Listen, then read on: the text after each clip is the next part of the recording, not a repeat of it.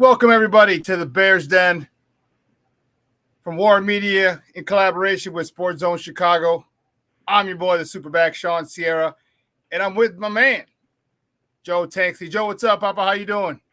I'm doing pretty good, man. I can't wait to dive in. We got a lot to talk about. Yeah, man, it's been another crazy week. Contracts, um, HR issues. It's like a big giant soap opera. It's like daytime TV. It really, really is, man. And but you know what? We're here for it. We're Bears fans. As much as we don't, we wish it was a lot smoother. We're still here for all that smoke. We're dying to see what's happening. We're trying to get all the information. And as Bear fans, we're tuned in. Some people have tuned out. Most of us are still tuned in, and it's going to be an interesting rest of the week. I hope nothing else goes crazy as it has so far. But well, let's get started. Unfortunately, the Bears fell. All right, the Bears fell to the San Diego Chargers. It was it was a game that I was hoping they could get. Yeah. Right? But I was worried. I was really worried about Herbert. All right, this kid is this young man, not even a kid, but this young man is a stud. I was wondering how they would respond to a real quarterback, and they had their chances, and unfortunately for them, they came up a little short. So, your thoughts on that game to the Chargers losing 30-13? You know what? This was a game like I was hoping the Bears could, go on the road and kind of scrap it out, in a close one. But it just seemed like the Chargers were on a different level talent-wise, and the Bears just didn't match up very well. You mentioned Justin Herbert, and he was able to carve up that Bears defense. They really didn't have an answer for him. The matchups they created, offensively versus our defense was a lot to handle.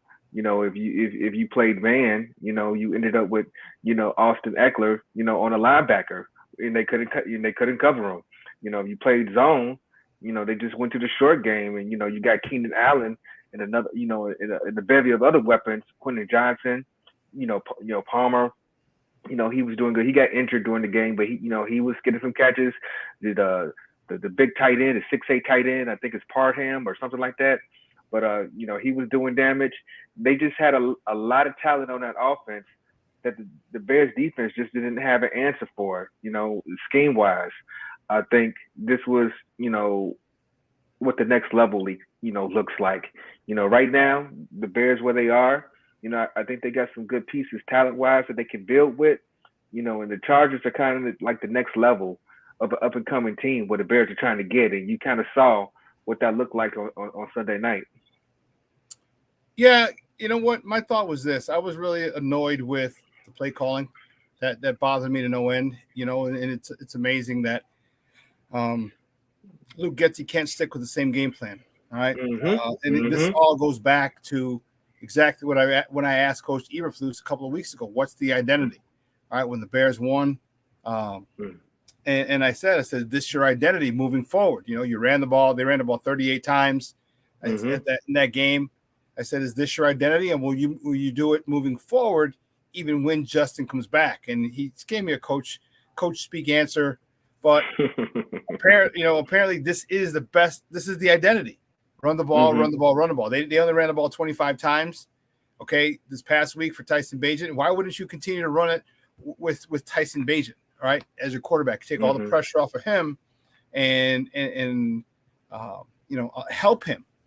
It doesn't make any sense, man. It really, really doesn't. So, in class when you deal with the quarterbacks, but they didn't push the ball down the field. All right, you got the 31st or 32nd ranked passing defense. You're not pushing the ball down the field. All right, you're still going to check downs and flats, and all they did was just drop linebackers into the flat in cover 3, and it confused. And at that point, Tyson Bagent and the egregious part is that you as coaches, offensive coordinators, and the people in the box couldn't see it. You didn't make adjustments. You didn't throw behind them. You didn't throw 10, 15-yard curls. You didn't throw 15, 20-yard digs. Nothing. You did nothing. And you know, I don't understand what the situation was, why you didn't do that, because it was there all day. Why you didn't help Tyson Bagent by putting him in a position to be successful, I have no idea. None. You know, that's a completely different game. You know what? And you raise a good point because you brought out, you know, a lot of instances where the coaching could have been better.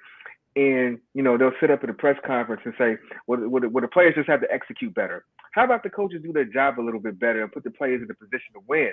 And that's something that they consistently haven't done, you know, throughout the season, especially, you know, on the offensive side of the ball. Like you, I was expecting to see more of the same. You know, the Chargers defense is primed to be run against, you know. And yeah, they got a bad pass defense, but when you line up against Bosa and Khalil Mack, you know, you got to take it to those guys. And I think we pointed that out, you know, previously. You know, and like our viewer said, Armando, guess he does outsmart himself. And a lot of times when these coaches, you know, try to be, you know, the smartest people in the room, they outsmart themselves. And they end up looking stupid. I think, you know, good coaches make adjustments to their players, and you know, and do what is necessary to win a game each week.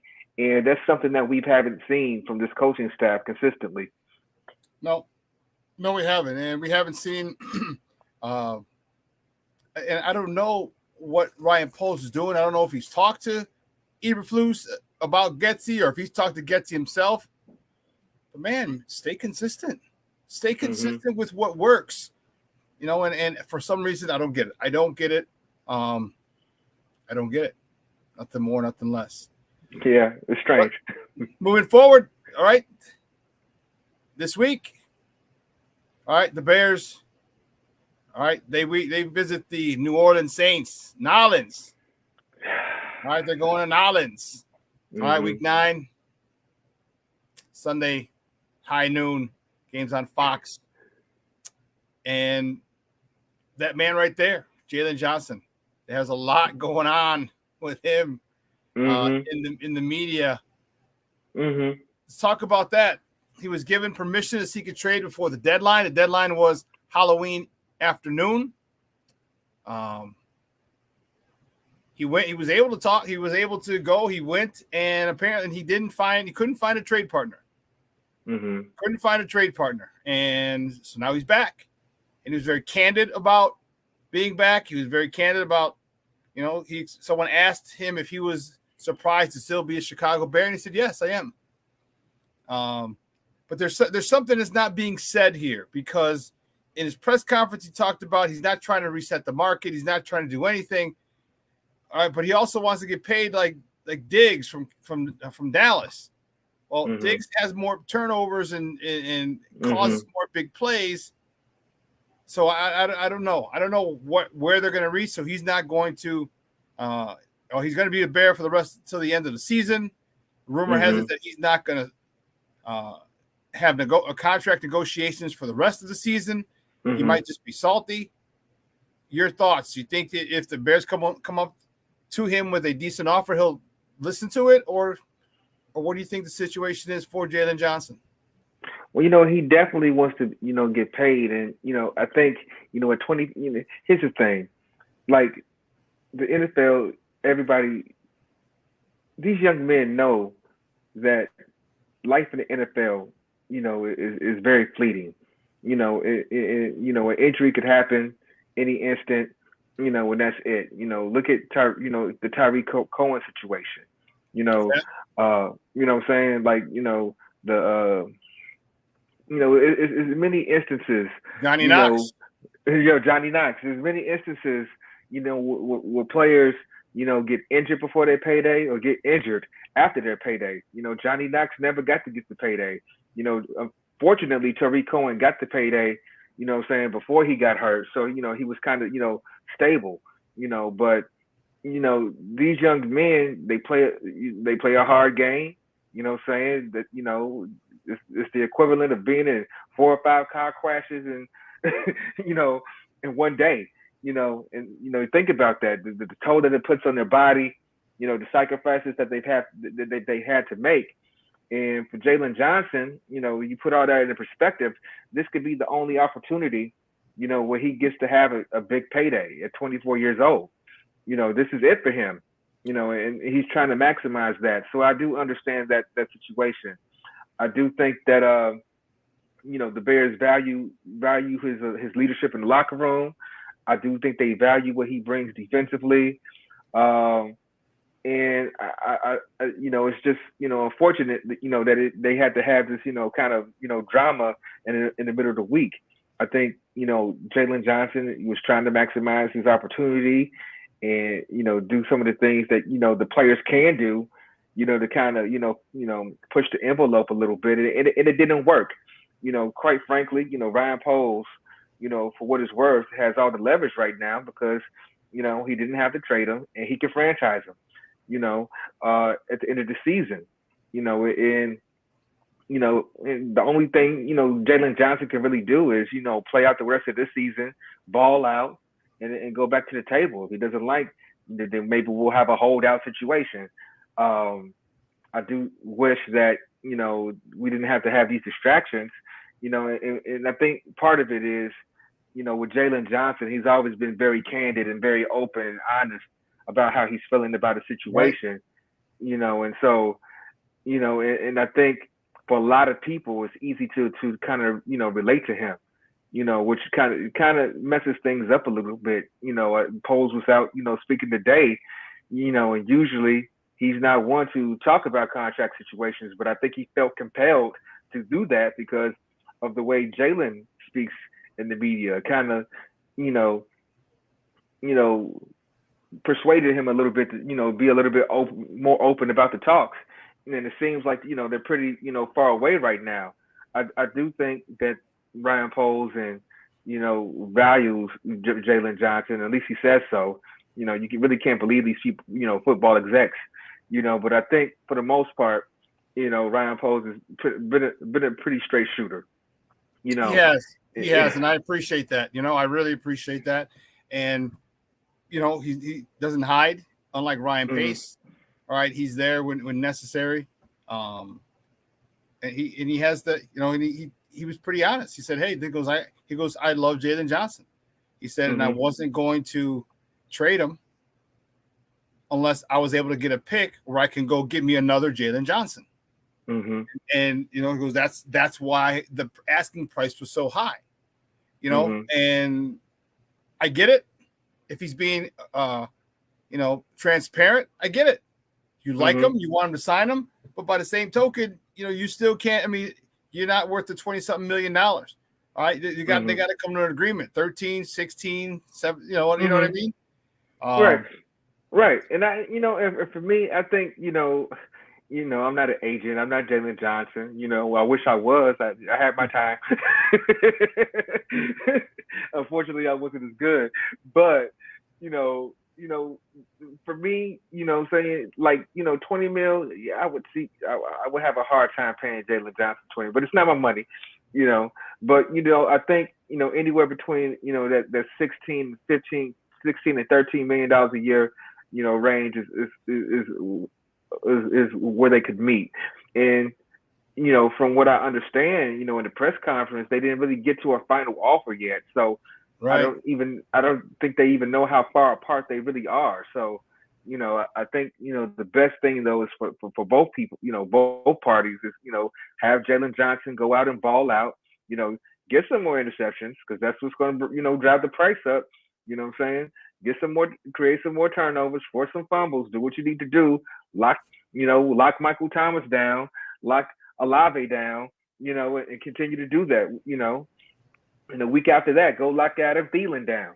I think that's what's going to drive the price up for him. Yeah, so I hope they're able to come to a conclusion before the season's out. I think that'll be very helpful for this team. And he's got help now. Right? He's got help.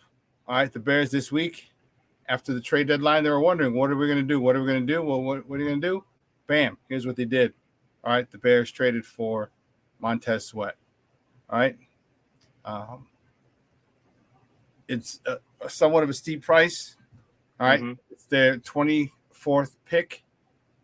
24 second round pick. Second round pick. And, according to many draft experts, the edge class is weak this year. Okay. And what's really bothersome about this is that, Bears fans are like this. It's a very toxic, in my opinion, a very toxic fan base, because all we kept saying was we need an end, we need an end. Montez Sweat, Chase Young, Brian Burns, one of those three. We got to get one of those three. What happens? We get one of those three. Why do we get Montez Sweat? Like, it's really, people are really. He's older than Chase Chase Young, and he only got him for a third round, and you had to pay for a second round for him. And people are just really ready to. People want to complain about everything. All right. For me, the best thing about this was, all right, the fact that yes, he's 27, Chase Young's 24. But the fact is, he's at 67 games and he's at 67 starts. Okay, this guy is durable. This guy plays the run very, very well. And people are going to bring up the fact that, well, he's never had double-digit sacks. I heard some Jamoke say that today on the radio. So what? He's got more sacks this year, as many sacks as the entire Bears defensive line this year. And he plays the run very, very well. He might even play the run better than he plays the pass. So, and you're going to have to – and here's the thing that really bothers me. And this is the thing that really, really bothers me, and I want to slap the hell out of people, Bears fans. Well, you're going to have to pay him $20 million, $25 million. Guess what? That's the cost of doing business in the NFL. It's the cost of doing business. Okay? Your highest paid player, most likely, it should be your quarterback if he's not on his rookie deal. Next highest paid player should be one of the next two, left tackle or wide receiver. And the next one should be the edge rusher. Actually, 2, 3, and 4, they're all interchangeable. So you can have the edge rusher be the second highest, left tackle being the third, and wide receiver, or you can have the third, wide receiver being the second, edge third, left tackle fourth. But they need to be up there. And you're going to have to pay for that. You're going to have to pay for that. And you know what? Here's what you do. You gave up that second round pick, for the exclusive negotiating rights to have him, because he's on your team now. Because if he went to free agency, a whole bunch of other people are going to come have the chance to give him a pitch. No one else has that chance anymore. No one has that chance. So now it's the Bears and the Bears only for 9 more weeks. And I'm cool with that. I am that. So it's frustrating. Okay, it's frustrating, but I'm happy he's here. I'm expecting him to do big things. And people talk about, well, how much he's not going to benefit from having Jonathan Allen, Deron Payne, and Chase. Chase was always injured. You have to worry. It was never worried about him. All right, he played better without Chase. Okay? He was very productive without Chase Young. And I'll tell you what, our Bears defensive line, they're getting really good fast, Joe. They're getting really good, really fast. Look at Javon Dexter. I posted that thing on him last week, remember? I posted this. All right.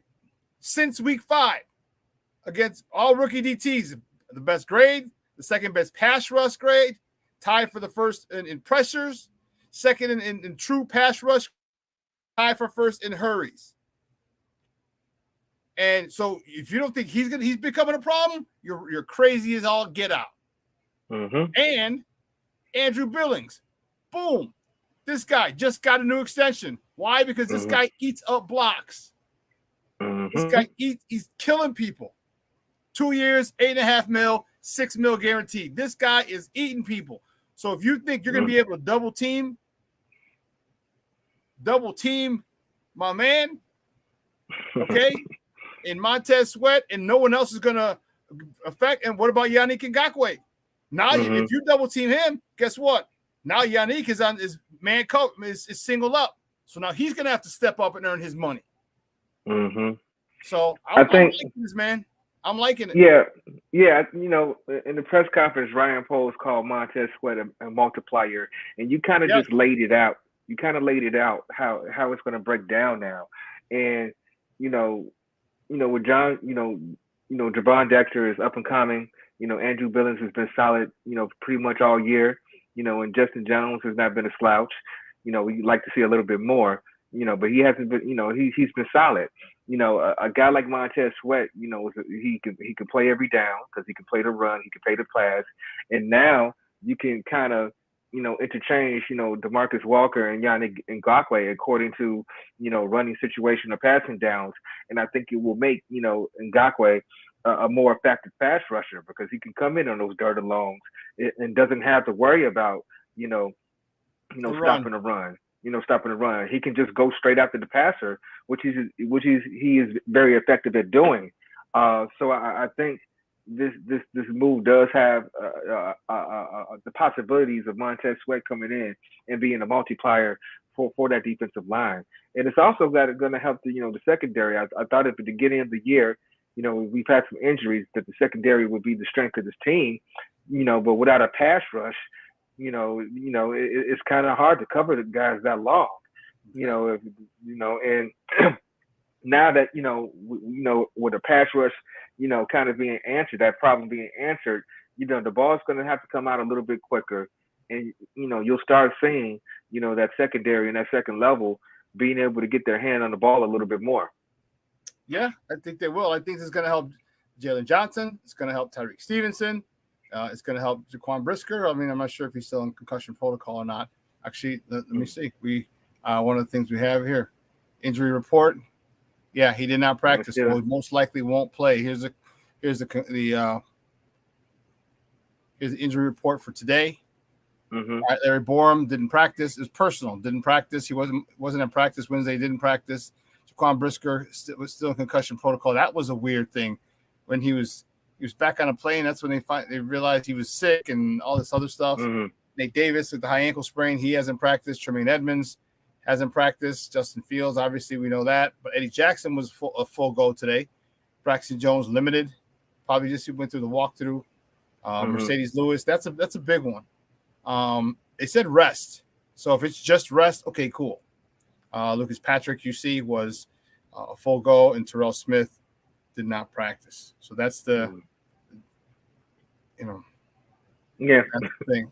And you know what? There's some other craziness going on up at Hallis Hall as well. All right. We have no idea what it is, but man, the Bears. All right. Running back coach David Walker was fired. Mm-hmm. All right. He was fired. HR was involved in the decision in the firing. That's from The Athletic, but from multiple sources, actually. It says a lot. It just And here's the one thing about it, and luckily I'm a former player and a coach, and people are talking about Eberflus, and I'm not a big fan of him right now. All right, and they're talking about, well, he doesn't have any leadership skills and whatnot. This is the second coach in 6 weeks. Take that dude's face down. The second coach in 6 weeks that's left the team. Right. And they're talking about, and it's funny when people are talking about, they say, well, he's not a very good judge of character. And I'm like, okay, do you think that he speaks, you know what I mean? Like people are good at faking the funk whenever they need something. You know what I mean? People are different when other people aren't looking, and it's tough. You don't know, because we don't know what was said. We don't know what. Here's the thing. Yeah, here's the thing. You I mean, with Alan Williams, I think there's somebody that he had worked with for 5 years. You know what I'm saying? And and here's the thing. Sometimes you think you know people, but you really don't. Right. You really don't. And in the case of the running backs coach, he was pretty accomplished. He worked with Dave Wanstead at Pitt, with LaShawn McCoy and Dion Lewis and all those guys. He was there. He's been around. He's been around. He's been around a lot of places. And I think you just never really know what people are going through and who they really are. I think a lot of times, like you said, people are really good at hiding. When they need something, they're really good at hiding.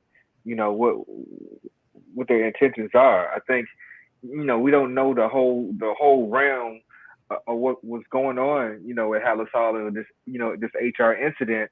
You know, but I think the lack of information, just allows people's minds to kind of just run wild and come up with the most you know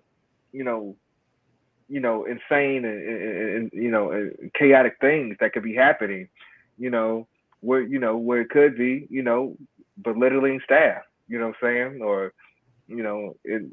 something like that. It doesn't have to be sexual. It could be anything. Right. Using Right. it could be anything. But I think a lot of people, start thinking like, man, he must have. But I think, yeah, in the case of this, I think it's like when it rains, it pours. No, I agree.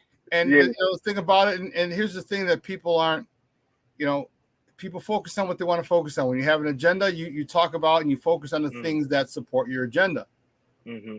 And people aren't saying, hey, listen, Ryan Poles acted quickly, okay, in this situation. It came to his attention.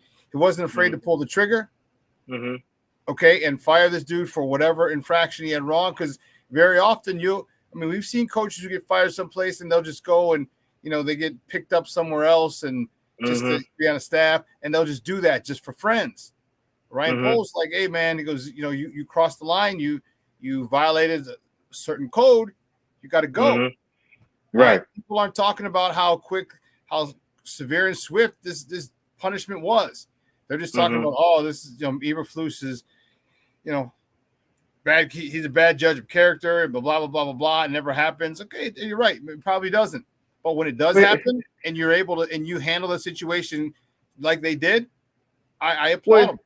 Well, think about this. When we talk about this, think about when the Washington, Commanders were the Redskins, back then, and Daniel Snyder and all the nasty stuff that was happening then, that just kept getting swept under the rug. Right. What I'm saying, it has been, and you find out this is stuff that has been going for years, and so you look at that situation, and people are quiet about it and hush about it, and they don't want to say anything. Well, another thing that Ryan Poles said today, the hard way is the loud way. You know what I'm saying? The easy way is just to sweep it up under the rug and keep on moving. You know what I'm saying? But when you're loud about it and do what you need to do, it does give people an opportunity to ask questions, and kind of point the finger and kind of, try to criticize and figure out what's going on. But when you act swiftly, and do what you need to do. Just look at the situation that we had with Northwestern, where they tried to release a media press release in the middle of the night on Friday, yeah, on a Friday, with at the end of the media cycle, and people were like, hold on, wait, you know what I mean?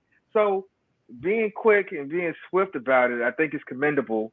And we don't know what the code was, but whatever it was, he deserved to get fired for it, and it's not an issue any longer. Yeah, it's not. Give me your thoughts on the trade for Montez Sweat. Are you happy with it? Are you think they gave up too much? Or you know what I mean? Give me your thoughts on it. I want to hear your thoughts, and I want to tell you what some more Ryan Poles stuff, and I got to commend him. You know what? I think, at a certain point in time, I think, you got to start building the team and adding, those blue chip players to your team.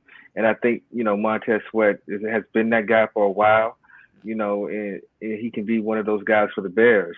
And I think, with all this money, you just can't sit on it forever, and like you said, forever. I don't think you're going to find, a Montez Sweat in the draft this year. And then when you look at the free agent market that's going to be up and coming, there's not going to be much available. And I think, this is, something that he's been willing to take risk on. I think he's, he kind of forecast the market and try to get ahead of it. It's something that he attempted to do with Chase Claypool. It kind of fell on his face about it.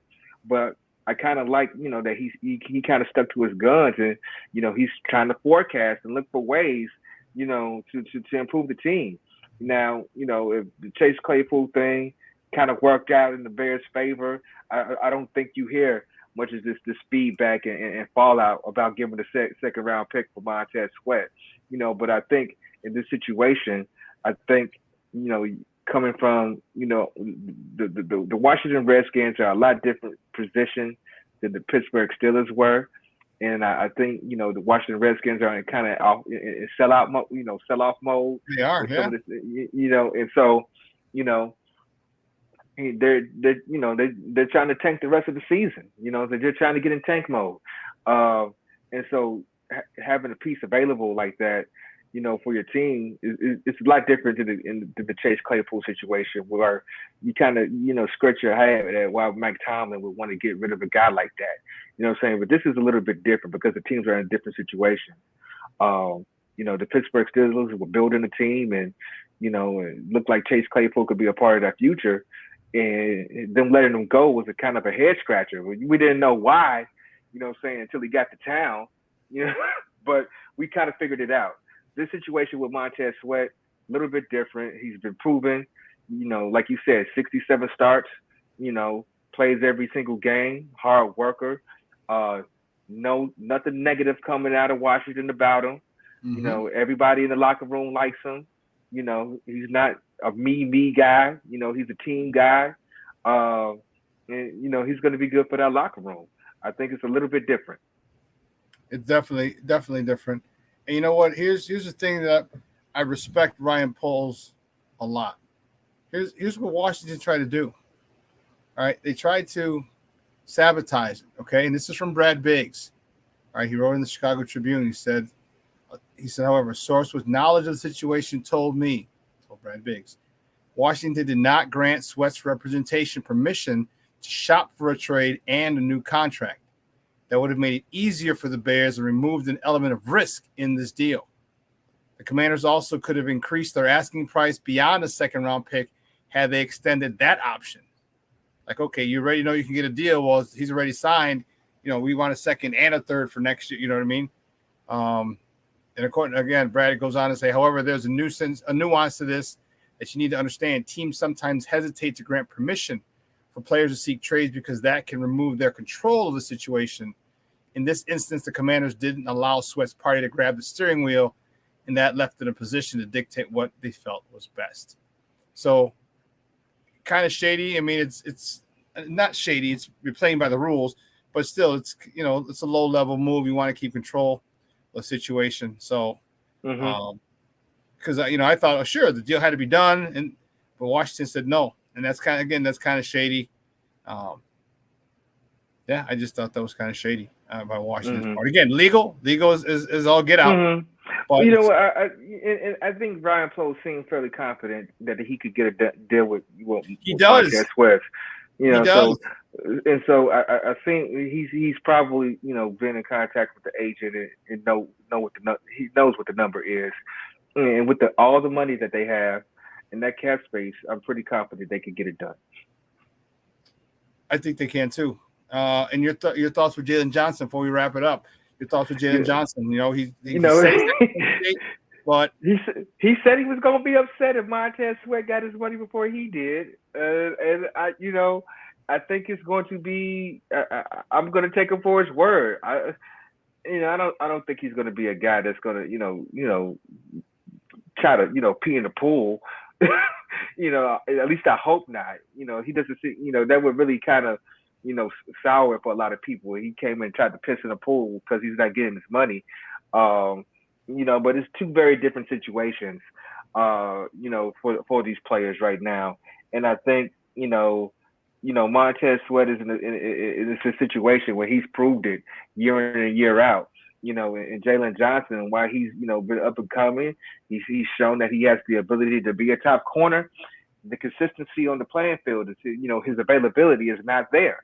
And so I think that's part of the reason the Bears are kind of in wait and see mode with him. But I'm confident, saying that if you take Ryan Poles at his word, that he'll get a deal with Jalen Johnson done too.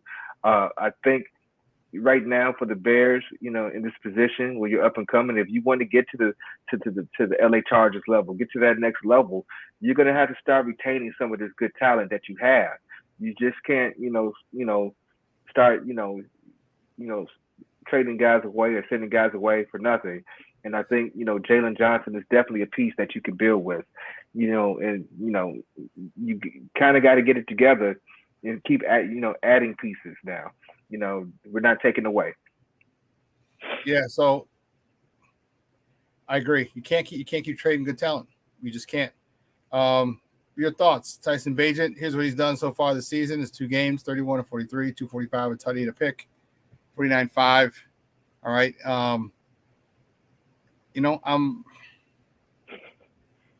I'm hoping he does well, and I'm hoping that they give him a good game plan. Mm-hmm. That's what I hope.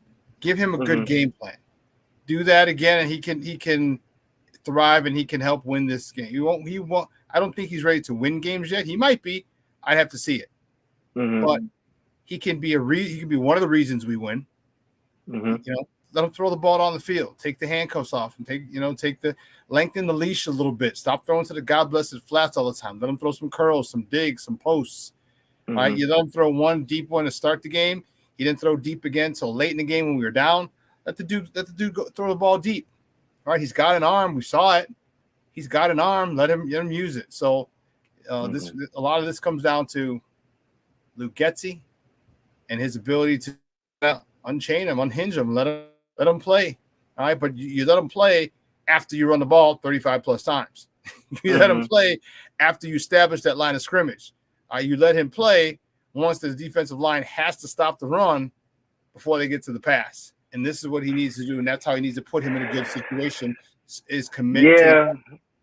Yeah, it's going to be real interesting to see what Luke Getsy can come up with for this week. That New Orleans Saints defense is a top 5 defense.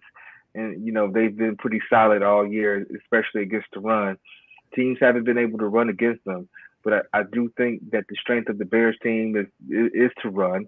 And I think, they should do what they need to do to establish it.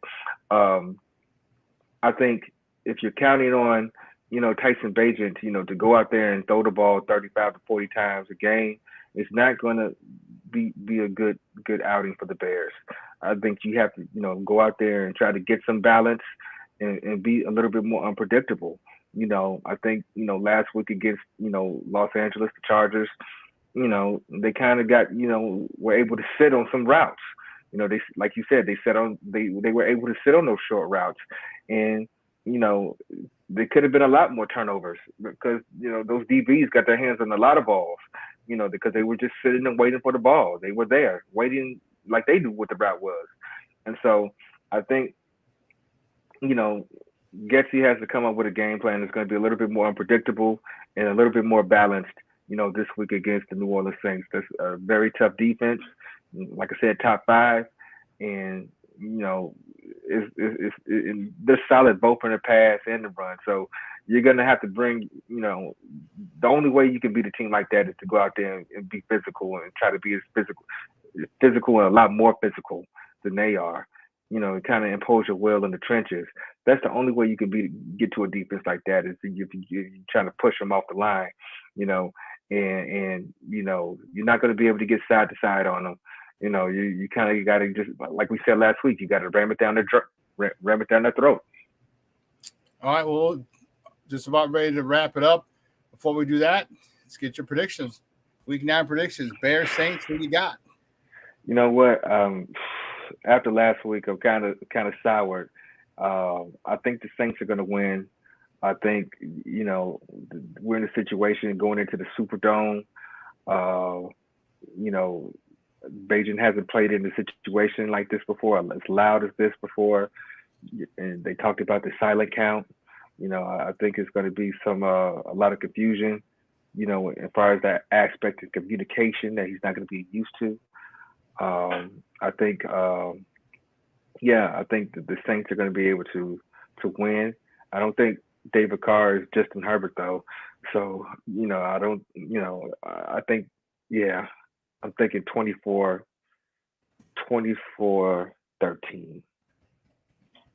Really? Yeah, 24-13 for the Saints. Okay. Joe, what's the prediction? Saints win 24-13. Okay.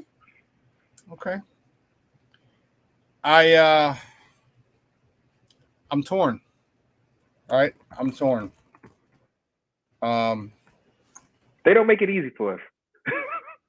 Yeah, I agree with you. I wonder if Montez Sweat's playing. He should. All right. He's not. You have to read defense. You don't have to read offenses. You go get the quarterback. All right. Stop the run. Go get the quarterback. All right. It's right. And so I think it'll be. Yeah. I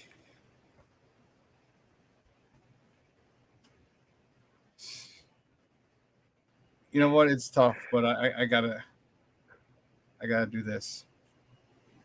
Oh, I didn't say who it was. Damn it.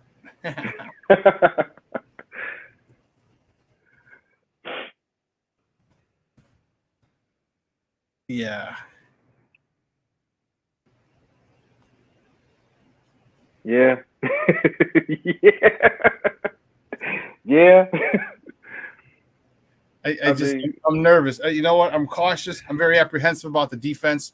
New Orleans defense has always been good.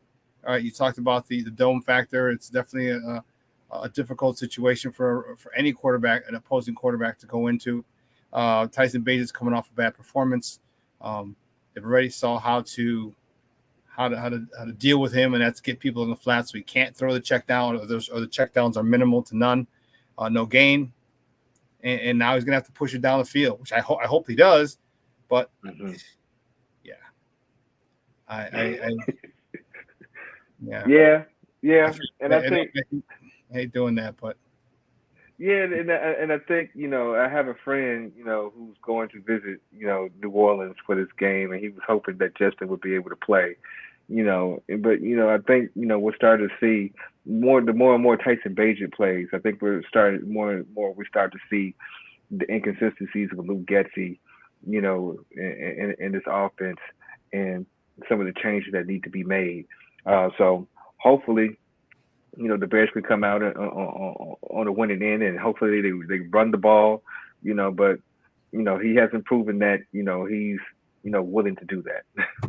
No, he hasn't. So it's going to be definitely interesting come Sunday, 12 o'clock game. So only bad part about that is if they lose and you want to drink, it's a lot of day left to drink. Right. Exactly. Hey, well, listen. Hey, guys, we're going to wrap it up there. Another edition of the Bears Den week preview in week 9. Bears travel to Nolens, down to NOLA, take on the Saints on Sunday. Make sure you tune in because we'll see. Sunday, 12 o'clock kickoff, 12 Central. You can watch that game on Fox if you're here in Chicago, Fox 32, or listen to it on AM 1000, either here on the radio or the app. There's an AM 1000 app that you can listen to, so you'll be able to hear the Bears game there as well. So for my guy Joe Tanksley and our other guy who couldn't make it here, Saul Rodriguez, guys, I'm your boy the Superback Sean Sierra. Thank you for tuning in. We will see you actually. All right, peace. How are we gonna wait? So next week, wow, because they play next Thursday. They play next Thursday.